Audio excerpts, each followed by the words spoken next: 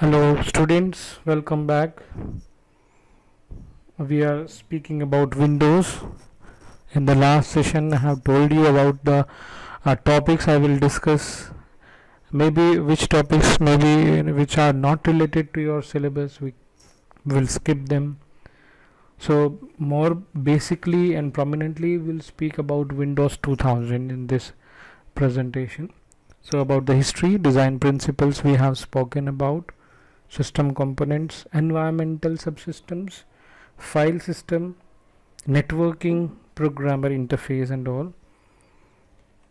So Windows 2000 is 32-bit preemptive multitasking operating system for Intel microprocessors, and key goals for the system are portability, means we can use this Windows at any interface or at any place and it is highly portable. Second is security, it is the key goal again.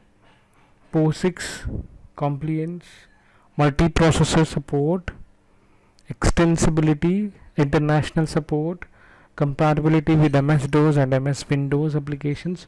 Actually I am going little fast. If you are having any doubt, please mail me or you can contact me on WhatsApp so we can clear the doubts also.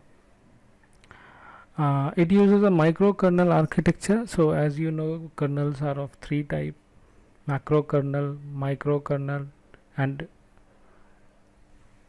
small many unit kernels. So these are the different types of structures and this is one of them, that is microkernel. So available in 4 versions: professional, server, advanced server and national server. In 1996, more NT server licenses were sold than Unix licenses. So this is what is the history of Windows 2000. In 1988, Microsoft decided to develop a new technology, portable operating system, that supports both the OS/2 and POSIX application. Originally, NT was supposed to use the operating system 2 API at its native environment, but during development NT was changed to use the Win32 API, reflecting the popularity of Windows. So again it is speaking about design principles, but I feel these are the same as key goals, but we will take the topics and we'll go ahead. So design principles, the extensibility means Windows 2000 is having an extensible architecture, or you can say a different layered architecture wherein there are several layers and they are in modular nature. So each and every module is connected layer by layer and is sold. So this is what is the extensibility speaks about. Portability, Windows 2000 can be moved from one hardware architecture to another with relatively few changes. So this is what is portability. Then next design principle is reliability. So this Windows 2000 is highly reliable and it uses hardware protection for virtual memory and software protection mechanisms for operating system resources. Compatibility is again the design principle of this operating system. It follows the IEEE 1003.1 standards, and its design principle, one more design principle is performance. Its performance is very good compared to the previous versions. It can communicate with one another via high performance message passing. Preemption of low priority threads enables the system to respond quickly to external events. And this Windows is designed for symmetrical processings mainly. Actually it has a very good international support. It supports different locals through the national language support APIs. So this is the architecture, it comes here. This is the architecture of Windows 2000 and it is like as similar as we have discussed previously and in a very first lecture of operating system when our classes were going on. So but it is more explanatory architecture the architecture which we discussed was like hardware, then there is the operating system, and then there is a user mode or user applications.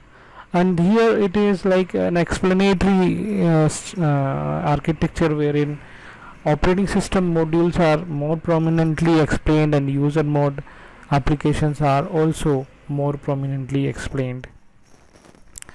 So at the down part, if you see here, this is hardware and this is hardware abstraction layer, this one, and this is kernel. Kernel, as you know, is the heart of operating system of any operating system, and it serves the major operations inside the operating system. And there are certain other modules which are interrelated or connected with like kernel, or you can say directly from hardware: object manager, security reference monitor, process manager, plug and play manager, virtual memory manager, local procedure call facility. So as far as local procedure call facility is concerned, I have talked it about in the class also when I had talked about remote procedure call. So here I think I should not speak here on it. I think it is clear to you. But other things like object manager, you should know it. Means whatever objects, whatever task has to be governed, it has to be covered through object manager. There must be security reference monitor to each and every task to be done inside the computer, and this has been held by this. There is a process manager, you can say the executions and all has to be checked by process manager. Plug and play manager means whenever we are using any hardware device to be used inside the computer, so at that time automatically operating system helps to install that hardware into it, and that is done through plug and play manager. Then there is a virtual memory manager which actually combinedly works with the random access memory, or you can say which actually are work with central processing unit, and this is also again an important feature. And local procedure call, as we know, inside the computer itself, in one computer itself, if a process calls another process, then we say it as a local procedure call. And similarly, if one computer connected over internet is calling the process from one computer to other process which is inside the different computer over a network, then we say that there is a remote procedure call. So this is what is a input manager, like input output manager, file system, cache manager, device drivers, network drivers. This is a window manager, graphic device driver and all. And these are the user mode of operations, like all of the operations which we directly work on. This is directly related to Win32 subsystem, and this executively work with the kernel and all the input output managers and the important features of operating system. So these are the system components, and before that actually we'll speak about the four main responsibility of kernel. So basically we are speaking about the system components or components of kernel, but before that we are speaking about the responsibilities. So first responsibility is thread scheduling. Kernel more prominently speaks and works on the scheduling of threads. And what are threads? You know it, I feel. Thread is a lightweight process. Second main responsibility of kernel is interrupt and exception handling. So like I have spoken about interrupts in my class when I was speaking about system calls at that time only. So interrupts and exception handling is also done by kernels. Low level processor synchronization. So processor synchronization again is done by kernel.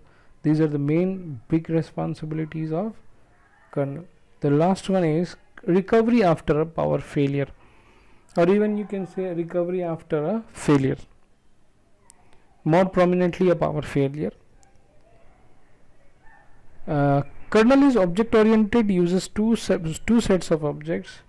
One is dispatcher objects, Dispatcher objects control dispatching and synchronizations. Synchronization of events, mutants, mutexes. Mutexes means mutual executions, semaphores, threads and timers. Dispatcher objects. Then second is control objects.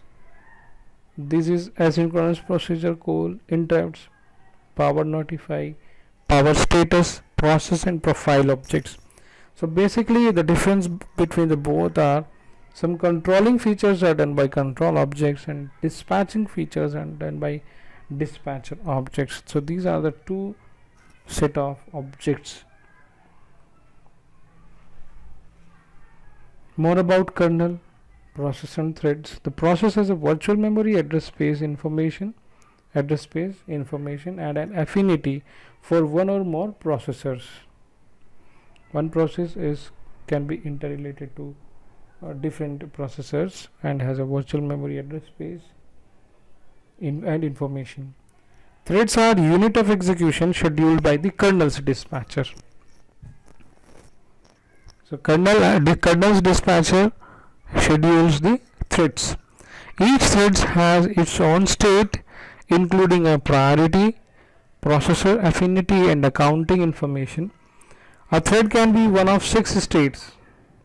Similarly, as we have spoken about the states of processors, kernels are also having the states like ready, standby, running, waiting, transition and terminated. So these are the states of threads.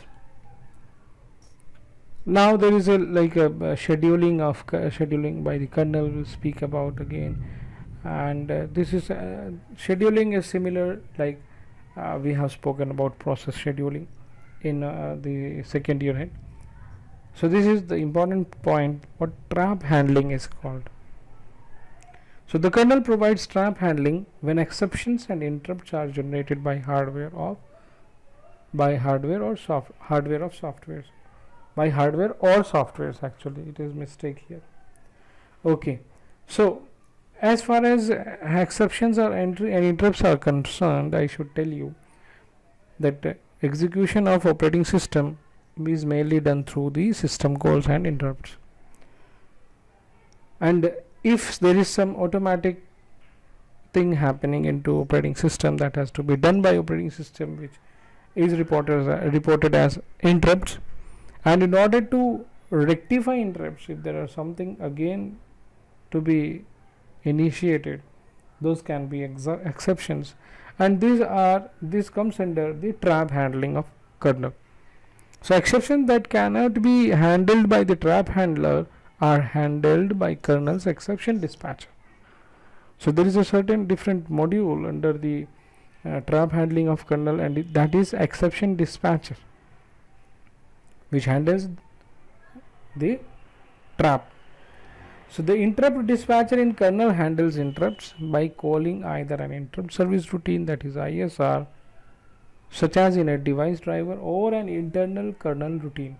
So interrupt service routine is mainly related to the device drivers, or you can say the softwares which comes with the hardware, or an internal kernel routine, that is the kernel routine, or you can say the part of system program which is installed in with Windows. So kernel, again the next point is the kernel uses spin locks that reside in global memory to achieve multi-processor mutual exclusion. So it resides in global memory to achieve the multi-processor mutual exclusion. Means actually